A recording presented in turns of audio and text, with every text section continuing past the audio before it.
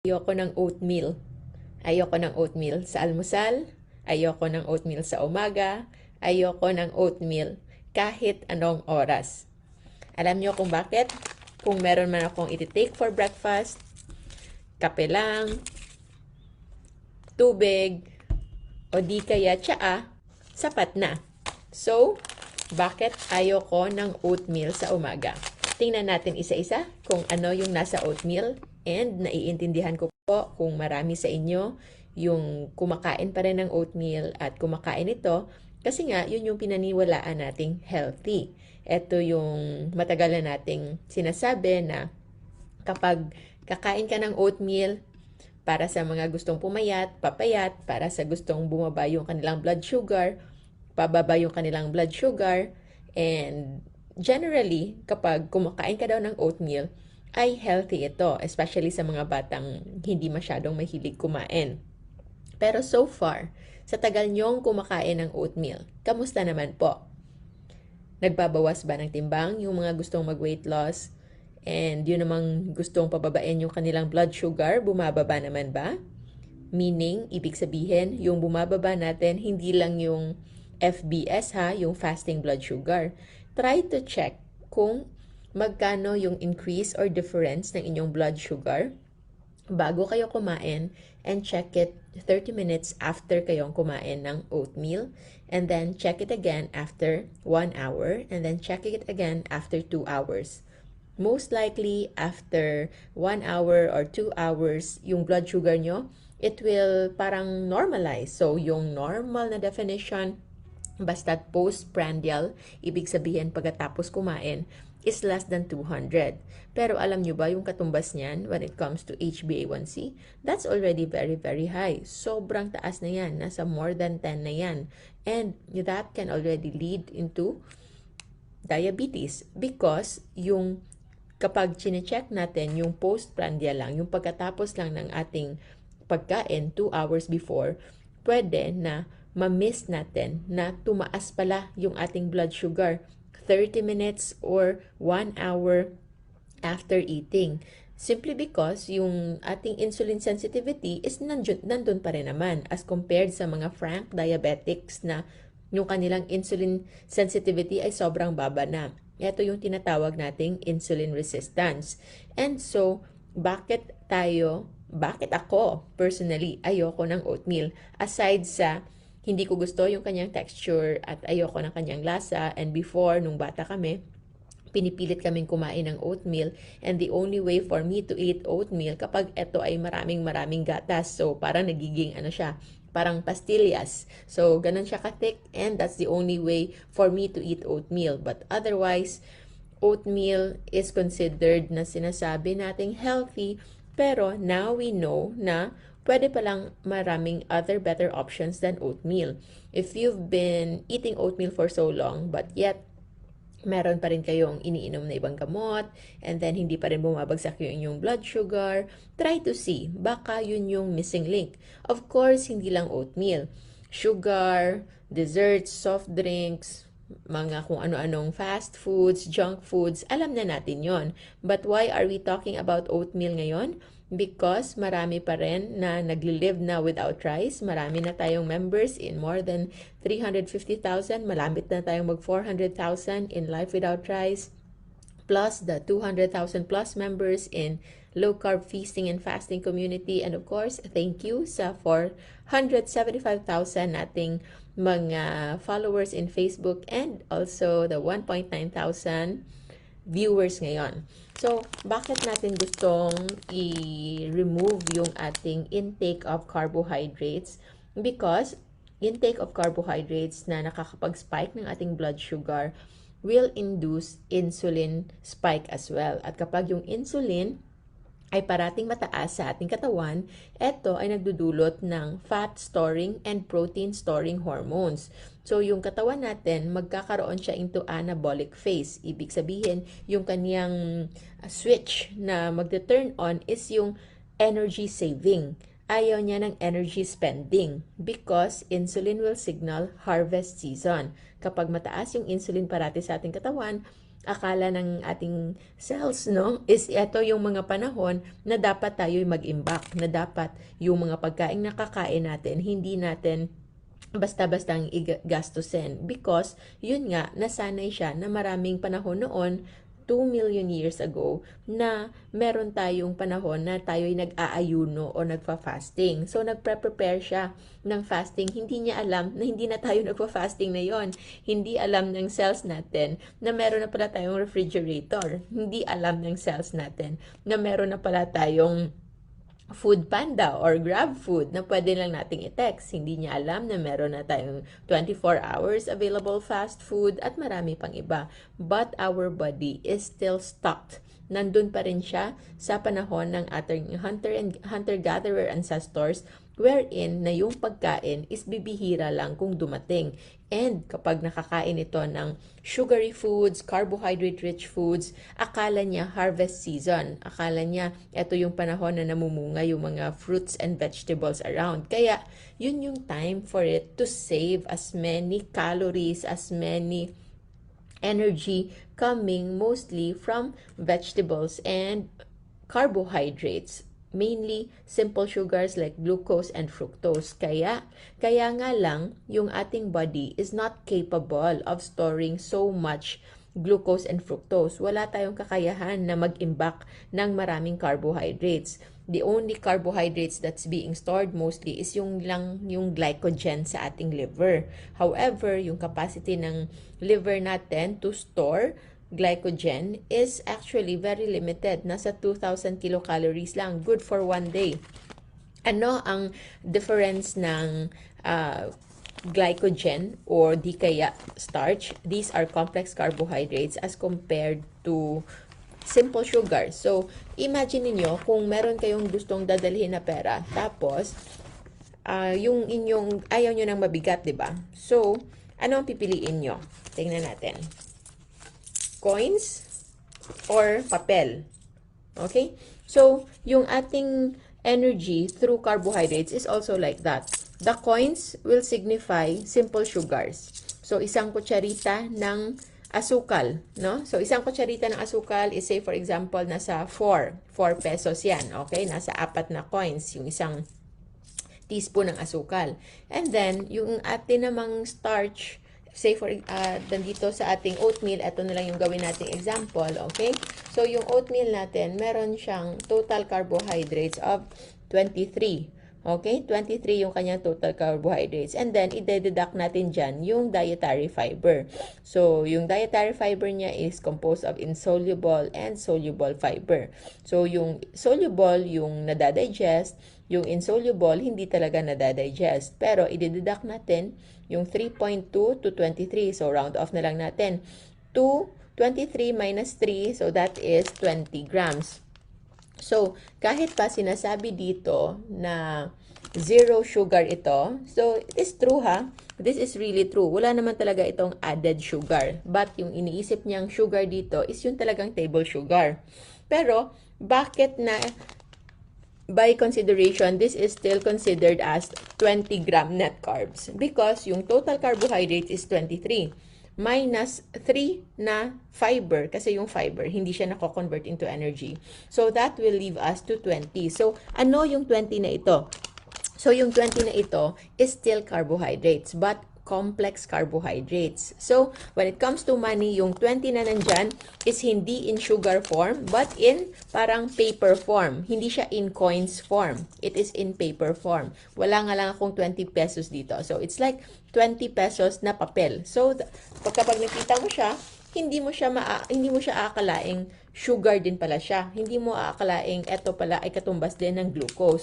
But the moment na naipasok na natin yung papel o yung starch na nandito at kakainin na natin, kapag nakarating na siya sa ating tiyan, kapag na gawa na siya ng paraan ng ating pancreatic amylase, yun yung mga ating enzymes na nagbe-breakdown ng starch. Eto, pagdating sa ating tiyan and pagpasok sa ating liver, they still become coins. So, yun yung concept kung bakit na ayaw ko ng oatmeal sa umaga. Kasi, ayoko ng oatmeal in general in my life? It's because I don't want to spike my blood sugar. Mahilig ako sa matatamis before. And then, even now, yung sabi natin, once an addict, always an addict. So, recovering addict.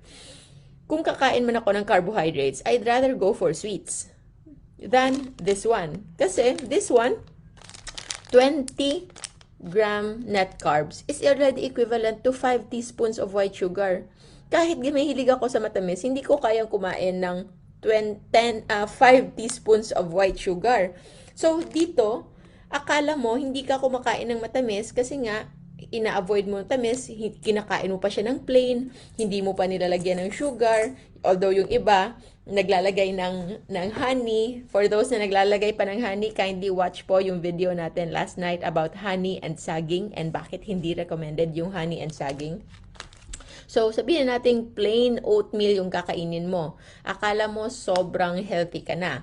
But, for all you know, you are equally taking 5 teaspoons worth of sugar. I understand na maraming magsasabi, magkaiba yan because it's complex carbohydrates. Meron yung fiber. Yeah, we consider the fiber. And yes, meron yung nagsasabi na it is actually healthier. It is healthier as compared, for example, to waffles o di kaya pancake na hindi low carb ha, because we have a low carb waffles and pancake made of UKP mix sa LCF Essentials PH. So, iba yon. But general pancakes, like the ones you buy in the grocery, yung mga mix, o yung mga pancake na kahit kayo mismo na gumawa, but it's made up of wheat flour, white flour, tapioca flour, or whatever flour, or even oatmeal flour, oat flour. So, that is still the same. So, this one is just better if, say for example, yung kino-compare mo dito is soft drinks, is yung kino-compare mo dito is yung desserts, o di kaya, ano pa ba? Ano pa bang usual na breakfast? Hindi na kasi ako nagbe-breakfast nakakalimutan ko na yung ibang breakfast. Okay, so 2 cups of rice, white rice, or pandesal na sobrang dami, tapos may kung ano-ano pang palaman, matatamis na peanut butter, and all that. So, maybe this one is better.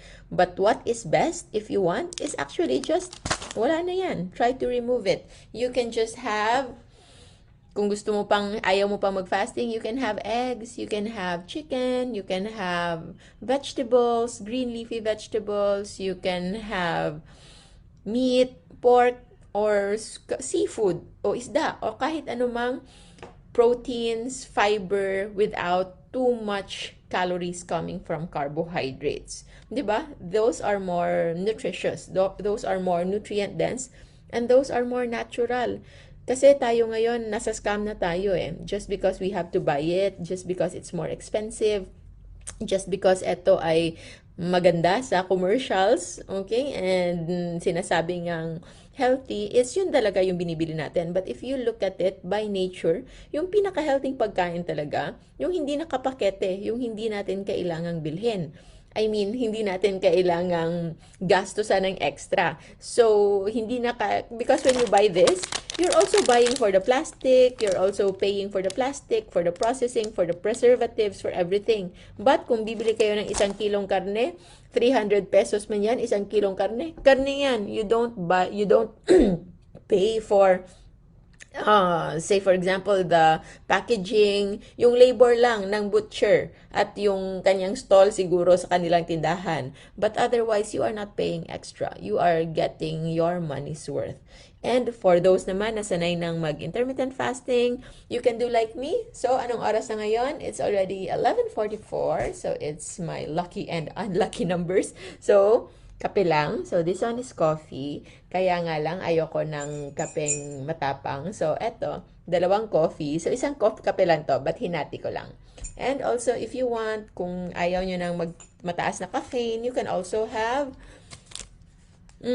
tea. So, any herb teas. Kung naka-fasting pa kayo, try to get the herb teas. But if you're already not on a fasting mode, you can have berry or fruit teas. And then, lagyan lang ng water and then put some ice. I'm now very used to water or a little flavored water. So, kahit anong tsaa.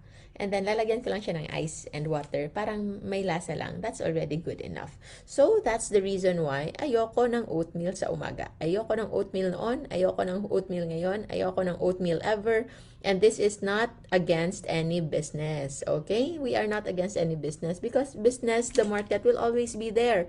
Malay nyo, kapag hindi nyo na binibili yung oatmeal, mag-create sila ng low-carb oatmeal, di ba? So, those are possibilities. So, we are not against any brand, any marketing.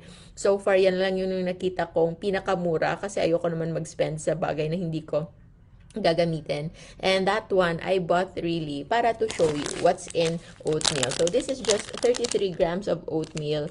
And then, 23 grams of that is the total carbohydrates. Yun yung tinitingnan natin. And then, minus the 3.2 fiber. So, that will leave us around 19.8 of net carb. So, gawin na natin 20. So, sinasabing healthy ito kasi nga, marami siyang added na mga kung anek-anek. So, meron siyang, what's that? Iron, 1.1, to which hindi naman natin ganun kakailangan, only for females, and you are better off getting iron from liver or red meat.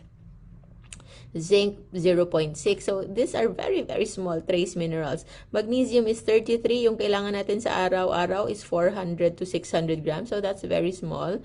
Calcium, that's also so small. 13 ba yan? This is per 100 pa nga. But per serving, halos negligible yung kanilang numbers. So, that is why minamarket ito as healthy because it's this is fortified. Nilagyan nila ng vitamins. Pero, this is not really negligible. See? Vitamin B12, 4 grams, 8 grams, 2 grams. That's all very small. Kakain ka ng isang hiwang karne o liver, sobra-sobra, tapos mo na yung RDA mo in a day. So, this is not really the best food. Meron dito ang sabi, beta-glucan to help lower cholesterol. And in the first place, in low-carb nutrition, we are actually not afraid of cholesterol. We are not afraid na tumaas yung cholesterol as long as there is no inflammation, no ongoing elevation of triglycerides, VLDL, because cholesterol is essential for production of vitamin D in our body. And vitamin D, as we all know, yun yung primary na nakakapag-strengthen ng ating immune system, and it is now linked to so many other problems na kapag kulang ka ng vitamin D, your metabolism will also be at risk of damage. So, cholesterol is not bad as long as ito ay hindi nangyayaring tumataas katulad o kasabay ng inflammation sa katawan. Wala kayong mataas na BP,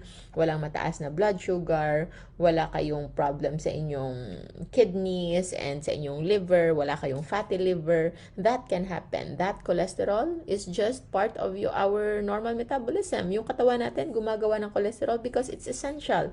Yung masamang cholesterol, yung cholesterol na hindi nagagamit. So, malalaman nyo yan if your cholesterol is high but you are eating carbs because those cholesterol are being stored, hindi siya ginagamit. But for those na naka-low carb, especially sticking to our safe list, the JGC Rojo food list, kung merong mang slight elevation of your cholesterol, try to check dahil baka nasa LDL or LDL and nasa HDL lang naman yung mataas. HDL is the good cholesterol. It's the good kind of lipids. It's protective. It's the real protective na molecule sa ating katawan. LDL naman, maraming nagsasabi na masama yung LDL, but those are not knowledgeable na yung LDL is meron palang large dense LDL and small dense LDL. The small dense LDL is the dangerous one. And by research, people who are eating low carb food and are fasting have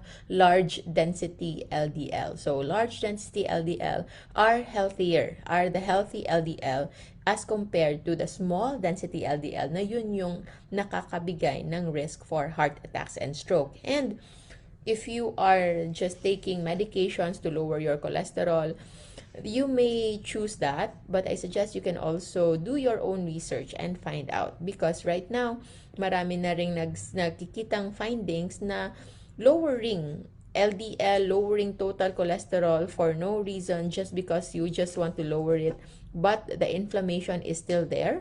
Meron pa ring inflammation, yung inyong calcium score ay mataas pa rin. Yun yung mga scores na nagkikita nating at risk for heart attacks and cardiovascular events. Kahit pa mababa ang iyong cholesterol, you will still have that similar risk of getting those cardiovascular events. So, hindi lang dapat cholesterol yung titingnan natin. More than that, of course, we don't want also yung sobra-sobrang taas na wala namang rason bakit nandyan. But more than cholesterol or more than the fats that you are looking into, try to check first your intake of sugar, your intake of carbohydrates. If I tell you na ayoko ng manigarilyo, of course, it's a given. Manonood ba kayo? You will not watch that because that's already a given and people already know that smoking is not good. And yet, even the manufacturers of cigarettes, nilalagyan nga nila sa kanilang label na smoking kills. And yet, people buy. So, this one is not really about marketing or it's not about business, but this video is for those people who are trying their best, who are doing their best, following every health tip na nakikita nila on how to be healthy. Nagsastock ng kilo-kilong oatmeal, but they can never reach that 80, 90, less than 100 fasting blood sugar in the morning, or yung kanilang postprandial right after eating na blood sugar ay lumalagpas ng 120 or 130. And for them, that's already normal. Okay lang sa kanila na after eating nasa 150, 160, 170, 180, 190 yung kanilang blood sugar just because yung target is just below 200. And that is also the reason why you'll never really get over your medications. Never kayo makaka-reach ng remission. Remission by definition ng American Diabetes Association and the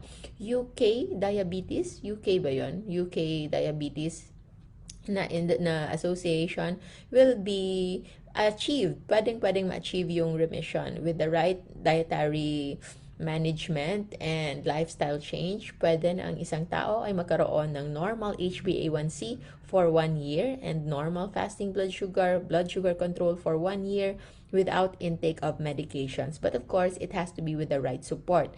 Please, wag nyo pong basta-basta lang subukan on your own kasi marami talaga. Unless siguro nabasa nyo na yung mga maraming libro about it, about low carb, and nood nyo na lahat ng YouTube channel, especially with Dr. Jason Fung, na one of the first doctors who really made this one popular. He is a nephrologist in Canada. And siya yung meron siyang center on fasting and low carb specifically for diabetes and those diabetics with kidney problems. So pwede yan as long as it should be done the guided way. And if ever you will take this or do this at your own risk, please don't blame us. Wag nyo pong basta-basta i-blame lang na si low carb ay nakapunta kayo sa emergency room o ano man. Because you didn't actually followed it, or maybe you didn't do it the right way, or you were not able to consult first and have a clearance with a low carb doctor before starting. So better safe. But for those naman na wala namang health issues and just want to keep a good weight and become healthier and avoid illness, so you can just easily start it. No need to fast right away. You can just do low carb anytime. Kung gusto nyo mag-almusal lang kayo in the morning, anytime you want. Basta as long as you stick to our safe list. Low carb, nutrient dense, mataas sa proteins, healthy kind of proteins, and make sure that the fats that you are eating are the natural fats, hindi yung factory-made fats. And after 1 week or 2 weeks, I hope you will already be fat adapted. Ibig sabihin, yung katawan nyo ay magiging sensitive na to nutrition, to the signal na kung kakain man ito, magugutom man ito, only when it really needs it nutritionally. Hindi na tayo masasanay just because it's time to eat, our usual time to eat is kakain tayo. I hope you become appetite corrected, that you will only eat only when you really need it. So, yun lang muna for now. I'll see you later for our tip number 10. tip number 10 of 31 of no weight gain, just health gain December. Kape tayo.